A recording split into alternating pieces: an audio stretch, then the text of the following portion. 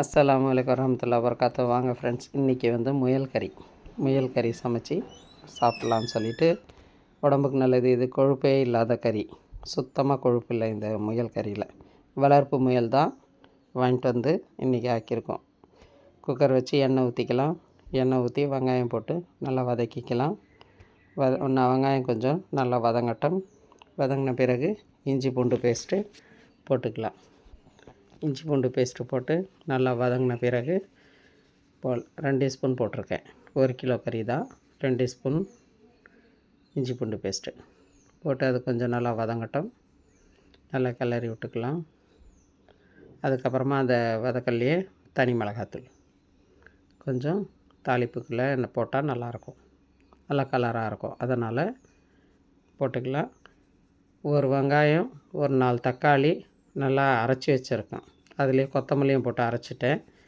நமக்கு கிரேவி திக்னஸ்ஸாக கிடைக்கும். அதனால் அந்த கிரேவியை போட்டுக்கலாம். போடும்போது எங்கள் பேத்தி கொஞ்சம் கையை ஆட்டி விட்டாங்க, அதனால் கொஞ்சம் சிந்திருச்சு. அவ்வளோதான், அதை க்ளீன் பண்ணிக்கலாம். அப்புறம் இதை போட்டு இந்த அரைச்ச விழுதும் போட்டு நல்லா வதக்கி விடலாம். அந்த எண்ணெய் வந்து பிரிஞ்சு வரணும். அதுக்கப்புறமா கறியை போட்டுக்கலாம். கறியை போட்டு தேவையான அளவுக்கு தனியாத்தூள்,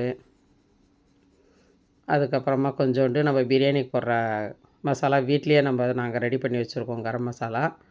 அதை கொஞ்சம் போட்டுக்கலாம். நல்லா டேஸ்ட்டாகவும் இருக்கும், வாசனை மணமாக இருக்கும்.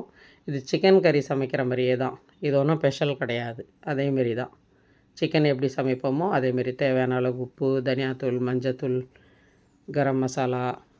கரம் மசாலான்னா கடையில் நான் வீட்டில் செஞ்ச பிரியாணி மசாலா அதை தான் போட்டு நல்லா கிளறி விட்டு குக்கர் விசில் வச்சு விட்டுடுவோம். பாருங்கள், ரொம்ப தண்ணி கூட ஊற்ற வேண்டாம். நல்லா கொஞ்ச நேரத்துலேயே வதங்கிடுது. விசில் கூட ஒரு 3-4 விசில் வந்தாலே போதும். கறி நல்லா சூப்பராக வெந்திருக்கு, நல்லாயிருக்கும். 2 ஸ்பூன் தனியாத்தூள், ஒரே 1 ஸ்பூன்னு அந்த பிரியாணி மசாலா. வதங்கிறது வந்து எப்படி இருக்கணும், மசாலா வந்து எண்ணெயோடு தெரியணும், அந்த மாதிரி இருக்கணும். அதுக்கப்புறம் விசில் வச்சு மூடி விட்டுடலாம். பாருங்கள், அது நான் விசில் ஃபஸ்ட்டே பண்ணிவிட்டேன், ஃப்ளேம் எடுத்துகிட்டேன். இருந்தாலும் கொஞ்சம் கொதிக்க விட்டேன், அதனால் கொஞ்சம் கிரேவியாக வேணுன்றதுக்காக. இது கொதித்த பிறகு இறக்கிக்கலாம். கறி சூப்பராக வெந்துருச்சு, நல்லா பஞ்சு மாதிரி ஆயிடுச்சு.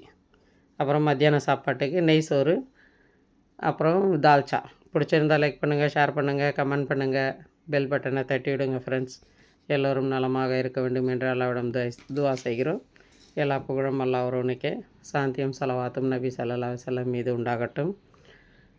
இன்றைக்கி பிறந்த நாள் கொண்டாடுற, திருமண நாள் கொண்டாடுற அனைத்து நல்ல உள்ளங்களுக்கும் என்னுடைய மனமார்ந்த நல்வாழ்த்துக்கள்.